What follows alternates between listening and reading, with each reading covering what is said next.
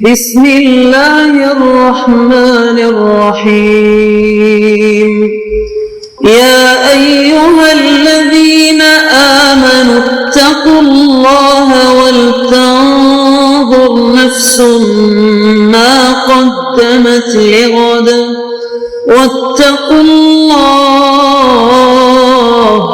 ان اللہ خبیر بما تعملون۔ اے ایمان والو، اللہ سے ڈرتے رہو اور ہر شخص کو دیکھنا چاہیے کہ اس نے کل یعنی آخرت کے لیے کیا سامان بھیجا ہے، اور ہم پھر کہتے ہیں کہ اللہ سے ڈرتے رہو، بے شک اللہ تمہارے سب اعمال سے خبردار ہے۔ بسم اللہ الرحمن الرحیم، الحمد للہ رب العالمین، والصلاة والسلام على اشرف الانبیاء والمرسلین وعلى آلہ واصحابہ اجمعین ومن تبعہم بإحسان الى یوم الدین۔ قابل صد احترام حضرات شائقین و شائقات سچا پیغام، السلام علیکم ورحمۃ اللہ وبرکاتہ۔ آج کی محفل میراث النبی کے نورانی پروگرام میں آپ کا استقبال ہے۔ اہلا و سہلا مرحبا۔ ہم آپ تمام حضرات و مستورات کا خیر مقدم کرتے ہیں۔ پیارے ویورز، ہمارے چینل سچا پیغام کو ضرور سبسکرائب کریں، شیئر کریں۔ جزاکم اللہ خیر، شکریہ۔ محترم حضرات و خواتین، تعلیم کا آغاز ہو رہا ہے۔ سب سے پہلے آداب تعلیم کا لحاظ کرتے ہوئے تعلیم کی طرف متوجہ ہو جائیں۔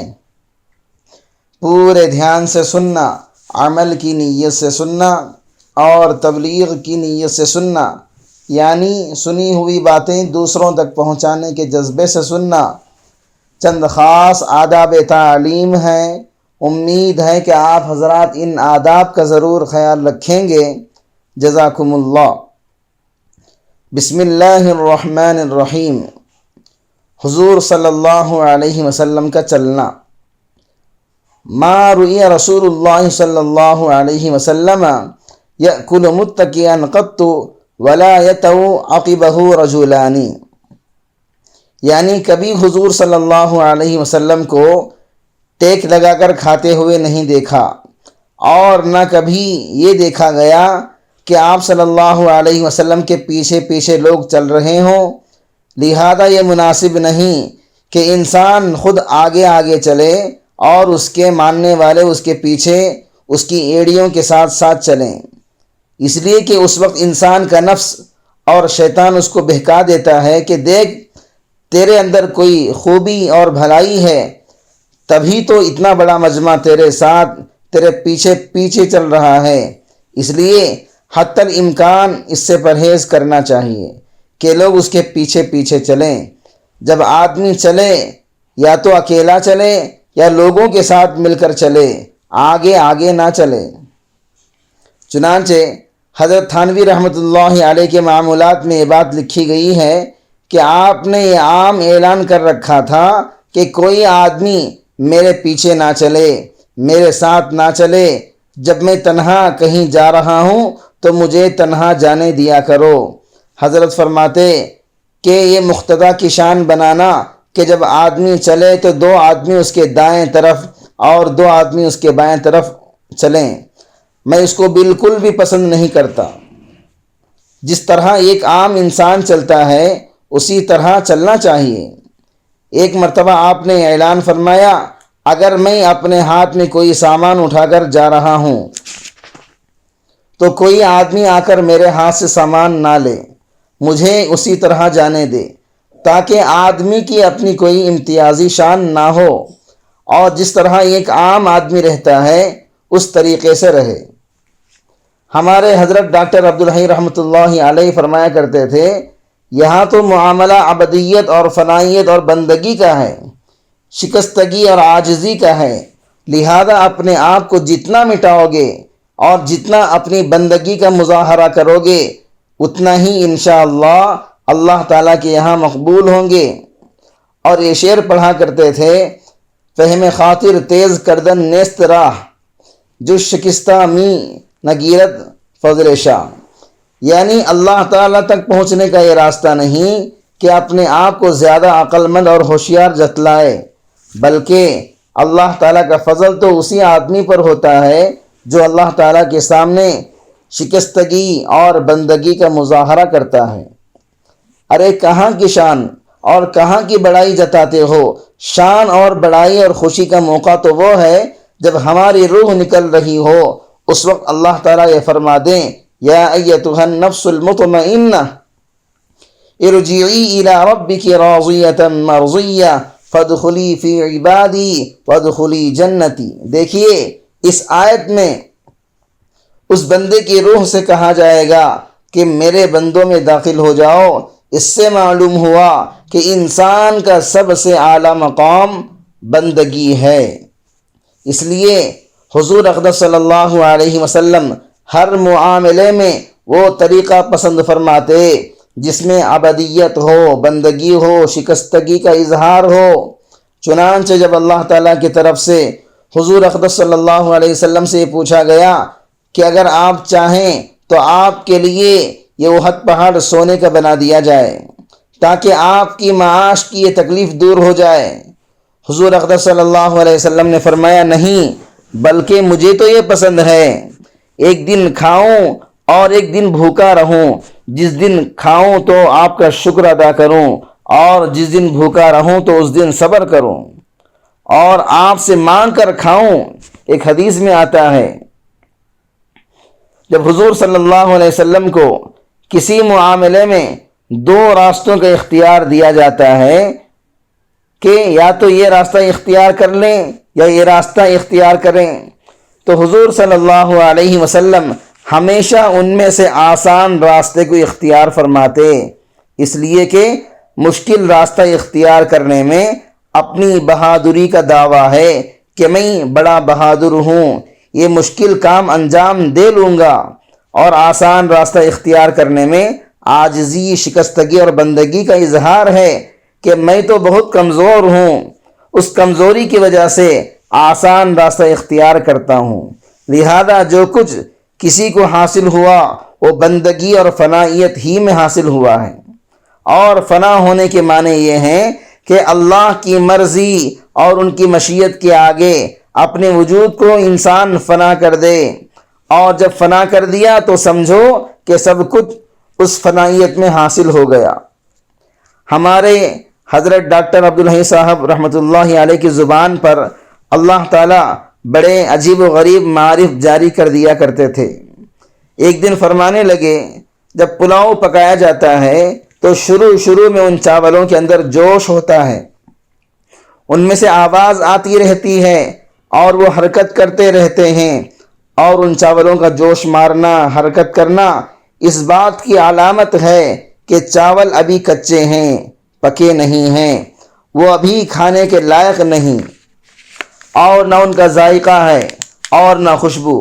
لیکن جب چاول پکنے کے بالکل قریب ہو جاتے ہیں اس وقت اس کا دم نکالا جاتا ہے، اور دم نکالتے وقت نہ تو ان چاولوں میں جوش ہوتا ہے، نہ حرکت ہوتی ہے اور نہ آواز ہوتی ہے۔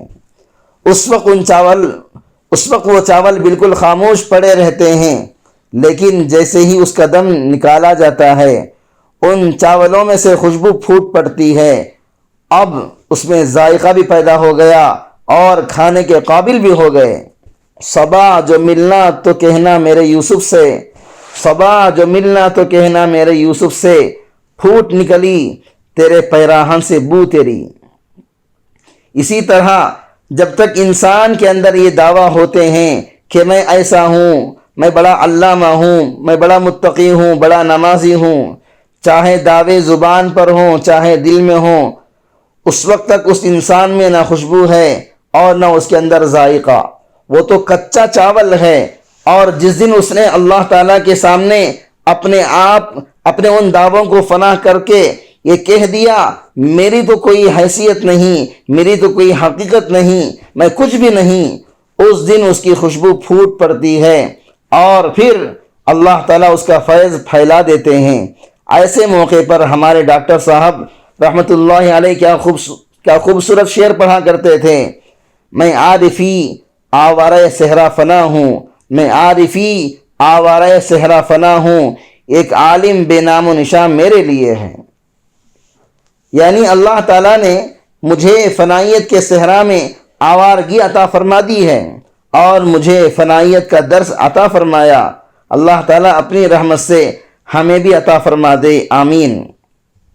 اس دینی اور ایمانی بیان کو سننے کے دوران ہی اس کو لائک کر دیجئے اور شیئر بھی کر دیجئے تاکہ دوسرے بھی اس سے فائدہ اٹھا سکیں۔ اللہ آپ کو جزائے خیر عطا فرمائے۔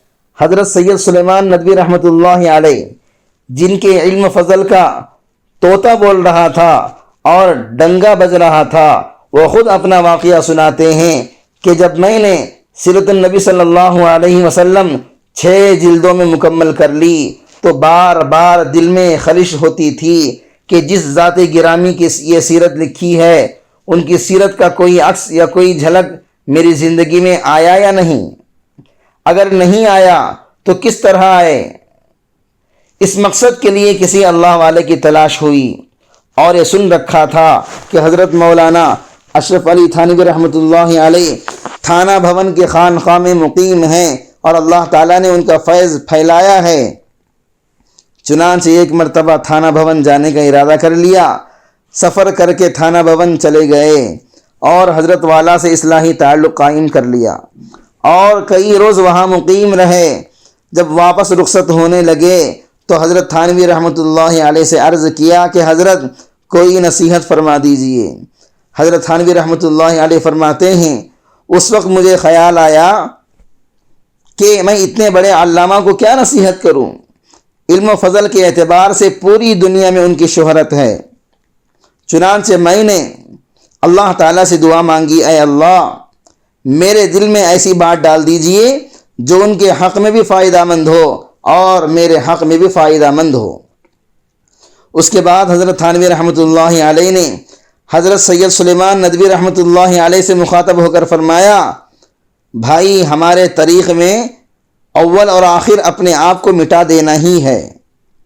حضرت سید سلیمان ندوی رحمۃ اللہ علیہ فرماتے ہیں کہ حضرت تھانوی رحمۃ اللہ علیہ نے یہ الفاظ کہتے وقت اپنا ہاتھ سینے کی طرف لے جا کر نیچے کی طرف ایسا جھٹکا دیا کہ مجھے ایسا محسوس ہوا کہ میرے دل پر جھٹکا لگ گیا۔ ہمارے حضرت ڈاکٹر صاحب رحمۃ اللہ علیہ فرماتے ہیں، اس واقعے کے بعد حضرت سید سلیمان ندوی رحمۃ اللہ علیہ نے اپنے آپ کو ایسا مٹایا کہ اس کی نظیر ملنی مشکل ہے۔ ایک دن دیکھا کہ خانقاہ کے باہر حضرت سلیمان ندوی رحمۃ اللہ علیہ مجلس میں آنے والوں کے جوتے سیدھے کر رہے ہیں۔ یہ تواضع اور فنائیت اللہ تعالیٰ نے ان کے دل میں پیدا کر دی۔ اس کا نتیجہ یہ ہوا، اس کے بعد خوشبو پھوٹی اور اللہ تعالیٰ نے ان کو کہاں سے کہاں پہنچا دیا۔